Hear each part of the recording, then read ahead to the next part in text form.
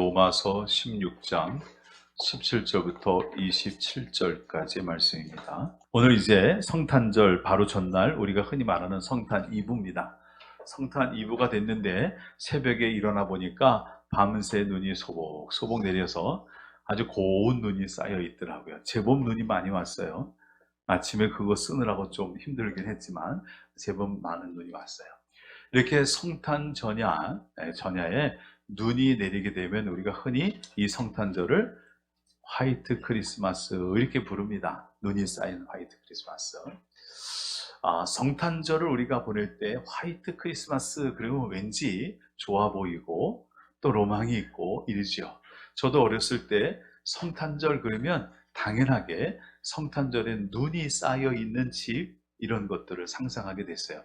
그림들이 대부분 그런 그림들이 많이 나왔죠. 그러나 실상 우리가 살아보면 평생 사는 동안 화이트 크리스마스를 만나는 해는 그리 많지 않더라고요. 저는 지금까지 화이트 크리스마스를 오늘까지 한 3번 정도 맞이한 것 같아요. 근데 오늘처럼 이렇게 눈이 온 게 아니고 한 번은 눈이 아주 많이 와서 눈이 정말로 풍성하게 쌓여진 그런 화이트 크리스마스를 맞이한 적도 있습니다.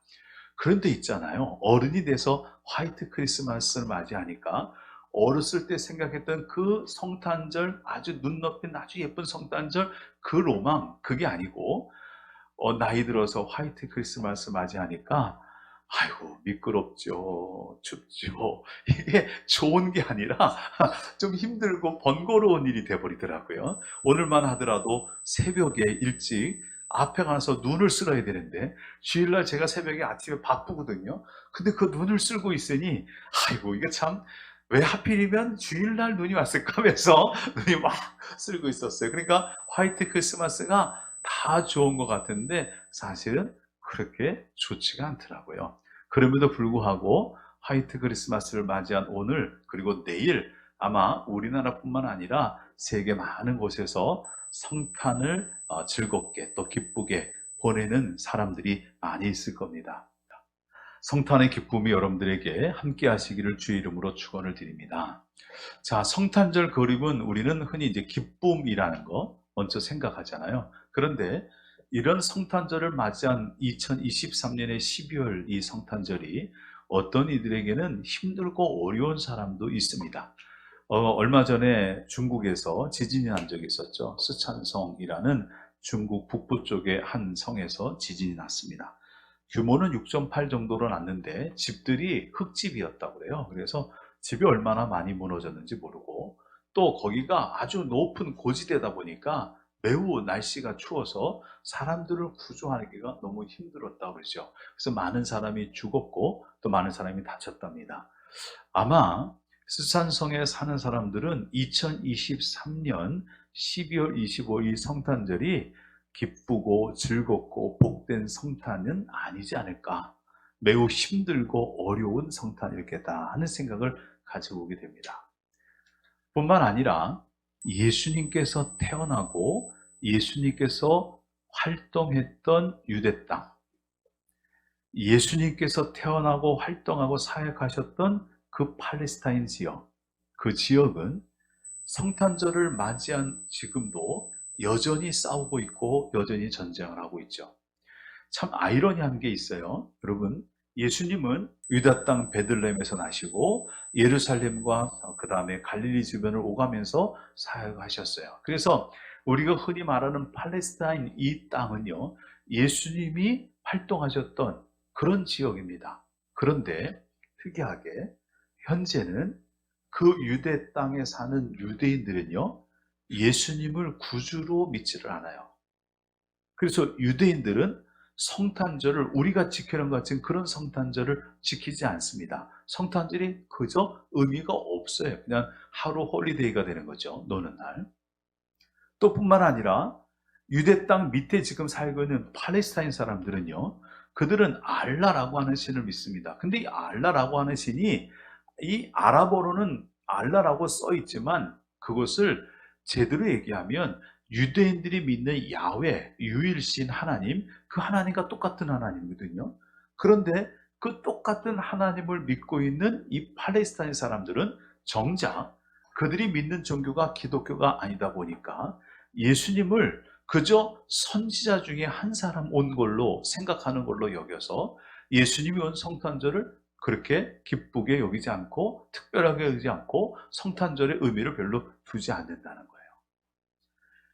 참 희한하죠? 예수님이 태어나셨고 예수님이 활동했던 그 땅이 지금 유대인들이 살고 있고 지금 팔레스타인이 살고 있는데 어떤 사람들도 이들은 예수님의 성탄을 그렇게 중요하게 생각하지 않고 예수님의 성탄을 기쁘게 받지 못하고 있다는 거예요. 그리고 지금 현재 그 땅에는 전쟁이 벌어지고 있죠. 가자 지구의 전쟁을 통해서 지금까지 10월 발생한 이후로 지금까지 2만 명이 넘는 사람이 죽었다고 합니다. 그리고 다친 사람은 5만 명이 훨씬 넘는다고 합니다. 예수님이라고 하는 평화의 왕이 오셨던 그 땅에 오히려 평화가 없고 많은 사람들이 죽어가고 있고 많은 사람이 다치고 있다라는 것은 참 아이러니가 아닐 수가 없어요. 왜 이런 일이 벌어지고 있을까 생각을 해보게 됩니다.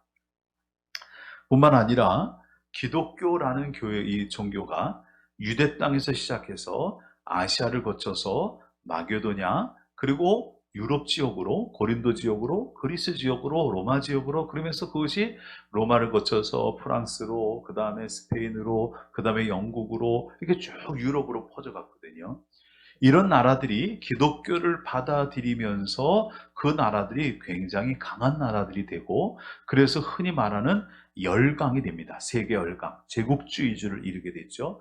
이 기독교를 배경으로 했던 그 큰 나라들이 힘을 갖기 시작하면서 힘이 없고 작은 나라들 그리고 특별히 아시아나 아프리카에 사는 이런 나라들을 힘으로 점령했어요. 그래서 식민지라는 것을 만들었습니다.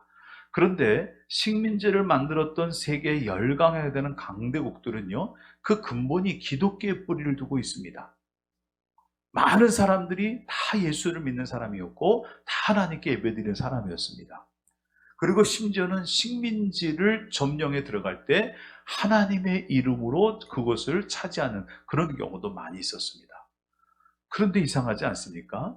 예수님은 평화의 왕이시거든요. 그래서 예수님을 믿는 그 믿음의 사람들이 어렵고 힘든 사람의 그 사는 곳에 가서 그것을 점령했으면 그러면 그 사람들을 도와주고 그 사람들을 위로해주고 그 사람들이 힘이 내게 만들어주고 부족한 것을 공급하고 그래서 그 미개한 사람들이 문명이 되게 만들고 부족한 사람들이 그거 잘 살게 만들어주는 이래서 서로 도움이 되는 이런 아름다운 모습을 가지면 좋은데 세계 역사를 살펴보면 세계 열강이라고 불리는 그 나라들 기독교의 이름을 가지고 식민지를 개척했던 그 나라들이 어려운 나라를 도와주는 것이 아니라 오히려 더 착취하고 오히려 또 빼앗고 수탈하고 악랄하게 그런 일을 행한 것을 우리가 보게 됩니다. 참 안타깝죠. 분명히 예수님은 평강의 왕으로 왔는데 기독교를 믿는 사람들 중에서는 그렇게 평화를 세상에 이루지 못하고 사는 경우가 너무나 많아요. 왜 이럴까 생각을 해보게 됩니다. 특히 오늘 성탄절을 앞둔 날 우리가 이 부분에 대해서 함께 묵상하고 생각했으면 좋겠다 하는 생각을 갖습니다. 오늘 우리가 읽은 로마서 16장은 사도 바울이 로마에게 보냈던 편지의 제일 끝부분인데 로마서 16장의 말씀을 읽어보면 바로 이 문제에 대해서 나름대로 우리가 생각해 볼 수 있는 해답을 제공하고 있지 않나 하는 생각을 하게 됩니다. 로마서는요, 사도 바울이 로마에 있는 교회, 그 교회를 방문하고 싶었지만 방문하는 일이 쉽지 않아서 그저 편지로 먼저 써보내는 그 내용을 담고 있고요. 거기에는 우리가 아는 기독교의 본질, 교리적인 얘기가 아주 깊이 있게 아주 잘 써 있습니다. 그런 얘기를 쭉 쓰고 났던 사도 바울이 로마서 14장까지 그런 교리적인 얘기를 쭉 써내가다가 15장에 가서는 그 말을 정리하면서 이제 하나씩 개인적인 얘기들을, 개인적인 인사말들을 하기 시작을 해요.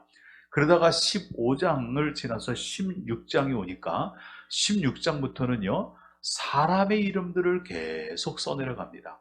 16장은 여러분 아마 읽어오실 때 그런 마음이 드셨을지도 몰라요. 로마서 16장을 꼭 읽어야 되나 말아야 되나? 왜냐하면 이름들이 너무 많이 나와요. 그리고 이름들이 그 많이 나오는 이름들을 읽어가면서 이게 무슨 의미일까 하는 생각을 할 때 의미를 모르니까 이 말씀이 아무런 은혜도 되지 않는 거죠. 그런데 여러분, 로마서 16장에 나오는 말씀을 우리가 그냥 지나칠 것이 아니라 자세히 보면 여기에 우리가 중요하게 생각할 부분이 있어요. 자, 로마서 16장에 기록된 많은 사람의 이름은 사도 바울이란 사람이 사도로서 사역할 때 그가 만났던 사람들의 이름을 기록하고 있습니다. 그런데 로마서 16장에 나오는 사람들을 전부 다 갖다 놓고 그것을 생각하다 보면 거기에는 두 부류의 믿음의 사람들이 있어요. 두 종류의 사람들. 이 두 종류의 사람들, 이것이 오늘 우리에게 시사해 주는 바가 있다는 거예요. 자, 우리 한번 로마서 16장 1절부터 보겠습니다. 자, 이제는 성경을 보셔야 되니까 잠에서 깨어나시고 두 눈을 크게 뜨시고 로마서 16장을 사람 이름을 하나씩 확인해 보도록 하겠습니다. 자, 보세요. 16장 1절에 보니 겐그레아 교회 일꾼으로 있는 우리 자매 누구요? 베베를 너희에게 추천한다. 사도 바울이 로마에 있는 성도들에게 가야 되는데 갈 수가 없어요. 그래서 편지를 누구한테 보내야 되는데 누구한테 보내느냐? 베베한테 보내면서 베베를 너희한테 추천한다 그럽니다. 그런데 이 베베가 말이죠, 여성입니다. 자매라고 써 있잖아요. 자매, 여성이라고 하는 이 여성은 그 당시에는 사실 남성에 비해서는 그렇게 활약이 대단한 사람들이 아니었죠. 그렇게 인정받는 사람들이 아니었어요. 그런데 이 베베란 사람은 달랐습니다. 사도 바울이 자기의 편지를 맡길 만큼 신뢰가 되는 사람이었어요. 그래서 추천한다 그랬는데요. 이 베베는 어떤 사람입니까? 2절 같이 읽어보겠습니다. 너희는 주 안에서 성도들이 합당한 예절로 그를 영접하고 무엇인지 그에게 소용되는 말을 도와줄지니 이는 그가 여러 사람과 나의 보호자가 되었습니다. 베베란 사람이 어떤 사람이냐면요, 사도 바울을 보호하는 사람이 됐대요.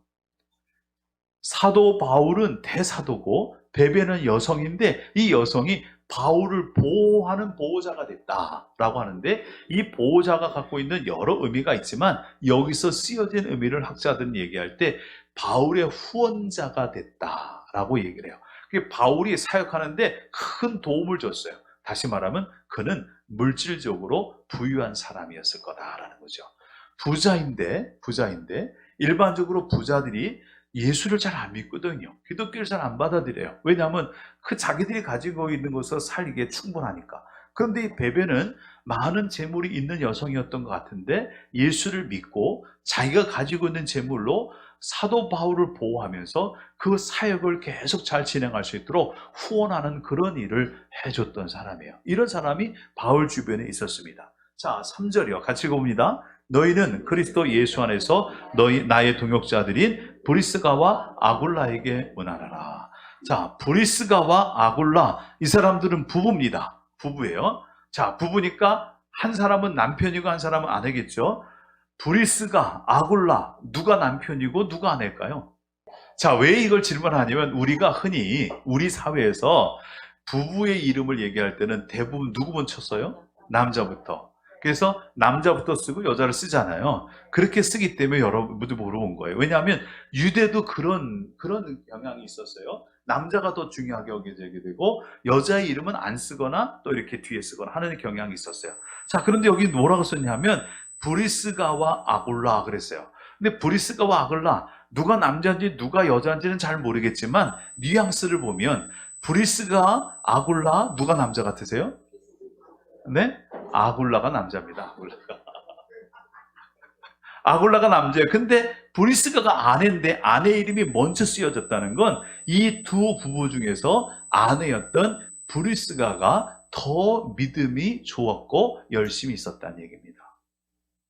그렇다고 아굴라의 믿음이 형편없느냐? 그렇지는 않아요. 이 두 부부의 믿음이 얼마나 좋았냐면 여러분 보세요. 4절입니다. 4절. 그들은 내 목숨을 위하여 자기들의 목까지도 내놓았나니 나뿐 아니라 이방인의 모든 교회도 그들에게 감사하느니라. 이 브리스가와 아굴라는 사람은 어떤 사람이냐면요, 바울이 천막 만드는 직업을 갖고 있었는데 이들도 천막 만드는 일을 했던 사람이에요. 이들은 본래 로마에 살던 사람인데 고린도로 쫓겨나왔어요, 박해 때. 그러고 살다가 바울을 만났는데 바울을 만나서 예수 믿고 살다 보니까 바울의 사역을 적극적으로 지원하기 시작을 했어요. 그러다가 바울이 박해 가운데 그리고 사람들에게 미움을 사고 그래서 죽을 만한 위기가 오게 됐을 때 브리스가와 아굴라는요, 자기의 목숨을 내놓을 정도로 바울의 사역에 헌신했던 사람이 브리스가와 아굴라예요. 이런 사람들이 바울 주변에 있었다는 거예요.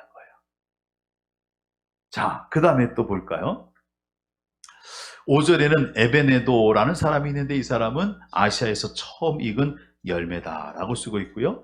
6절에 많이 수고한 마리아, 유대의 여인이었던 것 같은데 수고를 했는데 많이 수고했다는 건 온 교회를 위해서 헌신적으로 수고했던 여인이란 얘기죠. 그 다음에 이제 문제는 7절입니다. 7절, 내 친척이요 나와 함께 갇혔던 안드로니가와 유니아에게 문안하라. 그들은 사도들에게 존중이 여겨지고 또한 나보다 먼저 그리스도 안에 있는 자라 그랬죠. 자, 여기 이 이름들을 얘기하면서 이들을 뭐라고 소개하고 있냐면요, 내 친척이요 그랬어요. 친척. 그런데 로마서 16장의 말씀을 읽어보면 내 친척이요 하는 사람의 이름이 6명이나 등장해요.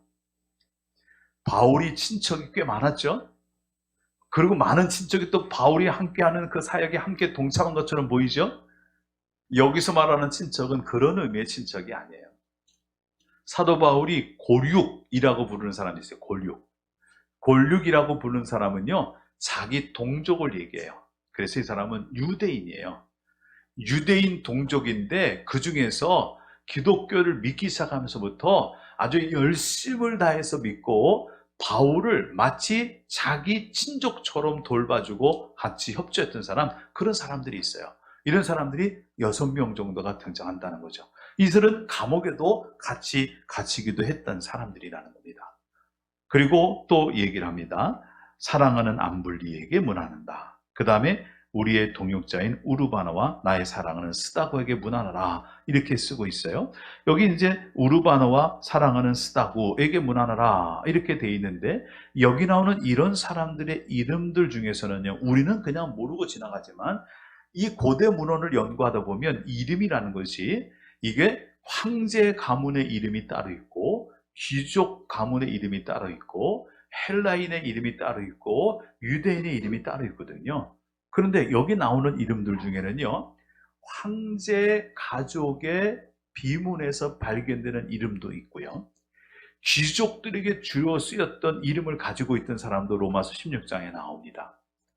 그러니까 황제 가문에 있던 사람도 예수를 믿고 바울에게 협조했고요, 귀족 가문에 있던 사람들도 예수를 믿고 바울에게 협조하는데 심지어는 집안에서 손절을 당하더라도 복음 사역에 같이 협조했던 사람들이 많았다는 거죠.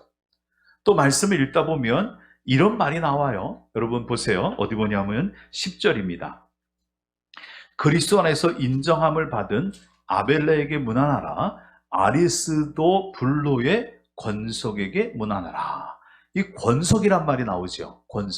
권속이란 말은 뭐냐면 누구에게 속한 사람 이런 말인데, 권속에 등장하는 사람은 어떤 사람이냐면 대개 황제 가문에 속하는 노예 또는 귀족의 가문에 속하는 노예. 그런데 황제 가문에 있던 노예가 노예에서 면천을 받고 귀족 가문에 있던 노예가 그 노예에서 면천을 받아 자유를 얻은 사람들 얘기할 때 누구에게 속했던 사람, 권속이라고 부르는 거예요. 그러니까 이들은 근본적으로 노예입니다. 근본적으로 종이에요. 그런데 그 낮고 천한 신분을 갖고 있는 그 사람들도 바울이 복음 사역을 할 때 같이 협조해주고 바울이 오히려 그들을 동역자라고 불려주는 그런 일들을 얘기하고 있는 것을 보게 됩니다. 자, 이렇게 정말로 많은 사람들이 바울 주변에 있었어요. 그 뒤에 보면 21절부터 우리가 읽은 말씀 보면 디모데라는 사람도 나오고요. 이 편지를 기록하고 있는 더디오라는 사람도 나오고요. 재무관으로 부른 에라스도라고 하는 사람도 나오고요. 여러 사람들이 바울 주변에 있었어요. 이것은 한 무리의 사람들입니다. 이들의 공통적인 특징은 바울이 예수의 이름을 전하는 그 일에, 복음을 전하는 일에 자기의 물질을 바쳐서, 자기의 시간을 바쳐서, 자기의 삶을 들여서 헌신적으로, 심지어는 자기 목숨까지도 같이 내놓을 정도로 헌신적으로 복음사에게 같이 동참해 줬던 사람들이에요. 이게 한 무리의 사람들입니다. 그런데 바울 주변에 언제나 이런 사람들만 있었던 건 아니에요. 또 다른 사람이 바울 주변에 있었는데 그것이 오늘 우리가 아까 읽었던 말씀에 있습니다. 여러분 17절 보겠습니다. 17절 한번 읽어보겠습니다. 같이요. 형제들아 내가 너희를 권하노니 너희가 배운 교훈을 거슬러 분쟁을 일으키거나 거치게 하는 자들을 살피고 그들에게서 떠나라. 자, 여기 보면 너희를 권하는데 너희가 배운 교훈을 거슬러, 너희가 배운 교훈은 사도 바울이 전해준 복음을 얘기하는 거거든요. 이 전해준 복음, 그것을 거슬러서 분쟁을 일으키거나 거치게 하는 자들을 살피고 그들에게서 떠나라 라고 얘기하는 건 교회 안에 이런 사람들이 있었다는 거예요. 처음에는 바울에 의해서 복음을 받아들이고 예수를 믿었어요. 그런데 시간이 지나다 보니까 이들이 바울을 배척하기 시작합니다. 바울이 전해준 복음을 배척하기 시작을 해요. 그리고 다른 복음을 전하기 시작했어요. 교회 밖에서 시작된 일이 아니고 교회 안에서 시작된 거예요. 여러분 보세요. 이단이라는 종교들이 있죠. 신천지, 여호와의 증인, 이단이죠. 교회 밖에서 시작했을까요? 교회 안에서 시작했을까요? 교회 안에서 시작해요. 성경 갖고 시작하거든요. 이것도 마찬가지예요. 사도 바울에게 복음을 전달해 들어서 처음에는 바울과 함께 신앙생활을 잘했어요. 그런데 시간을 지나다 보니까 이들이 다른 복음에 빠지기 시작을 했어요. 그 당시에는 영지주의라는 복음이 있었는데, 영지주의라고 하는 그런 종파가 있었는데, 거기에 빠져들어갔어요. 그것도 교회 안에 있는 사람들이. 그러다 보니까 이것을 받아들였던 사람이 바울이 전한 복음을 거절해요. 그걸 배척합니다. 그리고 교회에 와서 바울은 잘못됐다고, 바울은 사도가 아니라고 막 이런 얘기를 하면서 바울과 편을 가리려고 그래요. 교회 안에 분쟁을 일으키기 시작을 했어요. 이런 사람들이 바울 주변에 있었습니다. 똑같이 복음을 받아들였는데, 자, 이들은 어떤 특징이 있냐? 18절 보면 이렇게 써 있습니다. 이 같은 자들은 우리 주 그리스도를 섬기지 아니하고 다만 자기들의 배만 섬기나니 교활한 말과 아첨하는 말로 순진한 자들의 마음을 미혹하느니라. 이들은 특징이 있습니다. 교활한 말, 아첨하는 말. 여러분, 누군가 여러분 주변에 있는데 말을 아주 유창하게 잘한다. 교활하게 아주 유창하게 잘하고요. 또 거기다가 아첨하는 말까지 잘하는 사람이 있으면 그 사람 주의해야 됩니다. 사기꾼이 될 가능성이 매우 높습니다. 사기꾼들은 말이 유리하거든요. 이들도 그래요. 말을 너무 잘해요. 사람들의 마음을 쏙 빼놓게 마음을 그렇게 뺏어갈 정도로 말을 잘해요.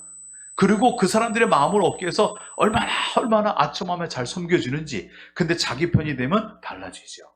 이렇게 이단들이요, 이런 일들을 하는 사람도 있었습니다. 똑같이 교회 안에 있었고 바울을 통해서 복음을 받아들이는 사람인데 나중에 가서는요 바울을 배척하고 바울의 사도가 아니라고 그러고 바울이 전한 복음이 잘못됐다고 그러고 자기들이 말하는 게 옳다고 그러고 그것을 잘 사람들에게 전달하기 위해서 아주 교활한 말을 하고 아첨을 해주면서 그러면서 그들의 마음을 삼아 이렇게 이제 자기 것으로 만드는 그런 사람들이 있었다는 거예요. 이게 두 번째 부류의 사람이에요. 이 두 부류의 사람, 이 사람들의 차이가 뭐냐? 예? 차이가 뭘까요? 이 두 부류의 사람의 차이가 있어요. 첫 번째 부류의 사람들, 바울 주변에서 많은 사람들 있죠. 바울을 도왔던 사람들. 이 사람들은요, 특징이 자기에게 유익되는 것을 위해서 살지 않아요. 나한테 유익되면 내 재산을 내가 가지고 내가 써야 되는데, 이들은요, 자기가 가지고 있는 재산을 다 써서라도 바울이 복음을 전하는데 도움을 주려고 그래요. 내게 유익되는 것을 위해서는요, 위기가 됐으면 그 사람 버리고 내가 도망쳐야 되거든요. 그런데 위기가 찾아왔는데 나한테 찾아온 것이 아니라 사도 바울한테 찾아왔단 말이에요. 그럼 나랑 관계가 없잖아요. 그런데도 불구하고 바울을 위하여 자기 목숨을 내놓을 정도로 바울을 위해서 헌신한 사람들이 있었어요. 이들의 특징은 자기가 원하는 것, 자기에게 유익되는 것, 그것을 따라서 믿는 사람들이 아니었던 거예요. 그런데 두 번째 부류의 사람이 있다고 그랬죠. 이들은 유려한 말을 합니다. 교활한 말을 합니다. 아첨 말을 합니다. 그리고 다른 교훈을 가르치기 시작했습니다. 사람 마음을 빼앗기 시작했습니다. 그런데 이들의 특징을 18절에서 뭐라고 쓰고 있냐면, 이들은 우리 주 그리스도를 섬기지 아니하고 다만 자기들의 배만 섬긴다. 여러분, 자기 배만 섬긴다는 게 무슨 뜻이에요? 이건 쉽게 말하면 자기의 유익만 구한다는 거예요. 자기의 유익. 내 유익을 위해서 믿는 거예요. 그러니까 쉽게 말하면 이들은 기독교라는 종교를, 그리고 하나님이라는 것을, 성경이라는 것을 자기를 위해서 써먹는 사람들이에요. 교회를 왜 다니느냐? 내가 유익하기 위해서. 예배를 왜 드리냐? 내가 유익하기 위해서. 여러분, 지난주에 그 임원 강습회들을 하고 오셨는데 가보니까 어떤 교회에서는요, 권사님만 40명을 뽑아보냈대요. 여러분, 교회에서 임원이 왜 될까요? 임원이 돼서 뭐 하게요? 예? 집사님 되고 권사님 되고 장로님 되신 분들이 그 임원을 할 때 내가 임원 되는 명예, 집사님, 권사님, 장로님이라는 명예를 얻기 위해서, 그래서 누구한테 내가 이런 사람이다 라는 것을 드러내기 위해서 그 직분을 받는다면 그건 자기 유익 위해서 받는 거잖아요. 그런데 임원은 그렇게 되는 게 아니거든요. 임원은 내가 그걸 받음으로 내 유익이 아닌 하나님의 유익을 구하고 교회 유익을 구하기 위해서 내가 헌신하겠다는 의미로서 직분을 받는 거란 말이에요. 믿음은 두 종류라는 거예요. 믿음은 두 종류. 하나는 하나님의 이름을 위하여 사는 사람이 있고, 한 사람은 자기의 이름을 위하여 살아요. 한쪽의 사람은 하나님이 기뻐하는 일을 하며 살고, 한 사람은 자기가 기뻐하는 일을 위해서 삽니다. 한쪽에는 하나님의 유익을 위해서 살고, 한 사람은 자기의 유익을 위해서 사는 겁니다. 그러면 이 둘 차이가 어떻게 나타나느냐? 여러분, 예수님께서 이 땅에 오신 것을 생각해 보세요. 예수님께서 이 땅에 오신 그 모습, 하나님과 동등됨을 여기지 아니하시고 그 하늘 보좌를 버리고 인간의 몸을 입고 낮고 천한 인간의 몸으로 이 땅에 오셔서 죽기까지 복종하셨다는 예수님이 오신 이 사건.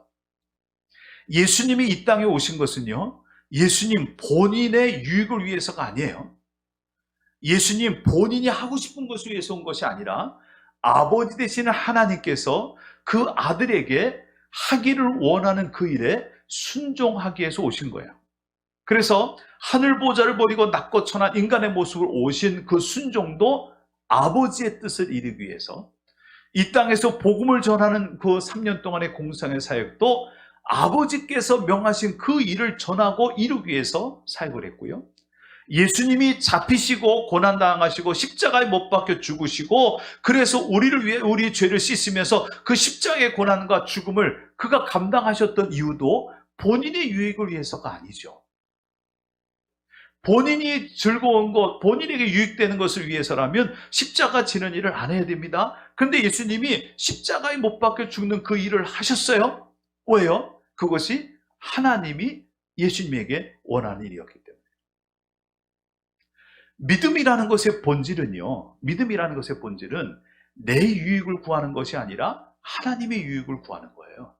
내가 하나님의 유익을 먼저 구하면 하나님께서 내게 유익되는 것을 주시는 거죠.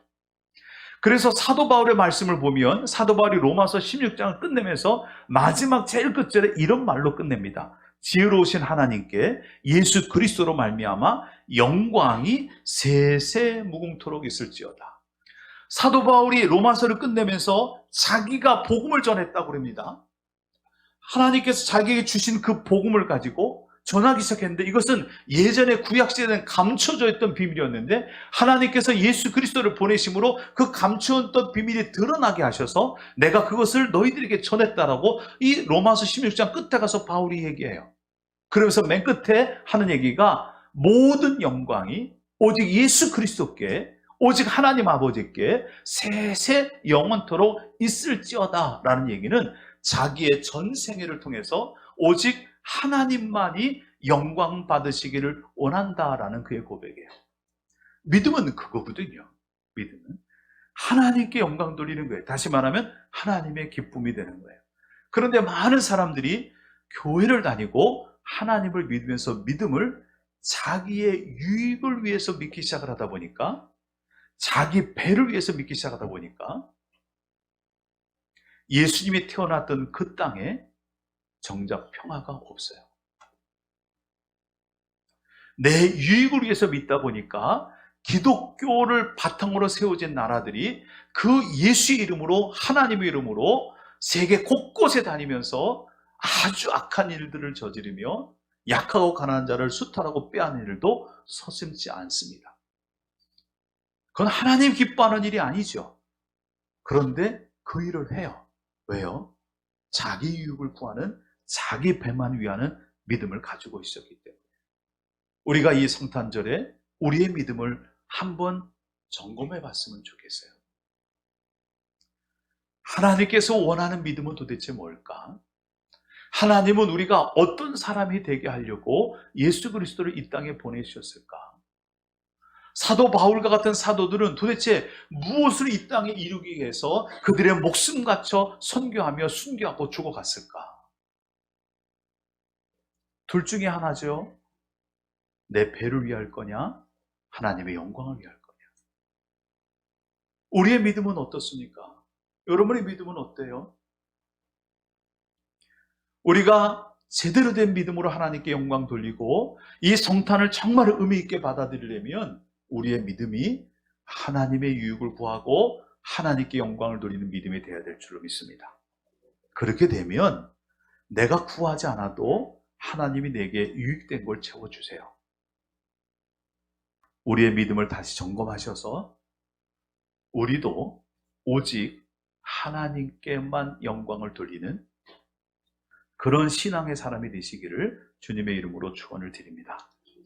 기도하겠습니다. 하나님, 우리의 믿음이 우리 주 예수 그리스도를 섬기며 하나님의 뜻에 순종하는 믿음이 되게 하여 주옵시고, 우리도 알지 못하는 사이에 나의 배를 섬기는 그런 잘못된 믿음의 신앙에 이르지 않도록 도와주시옵소서. 예수님의 이름으로 기도드립니다. 아멘.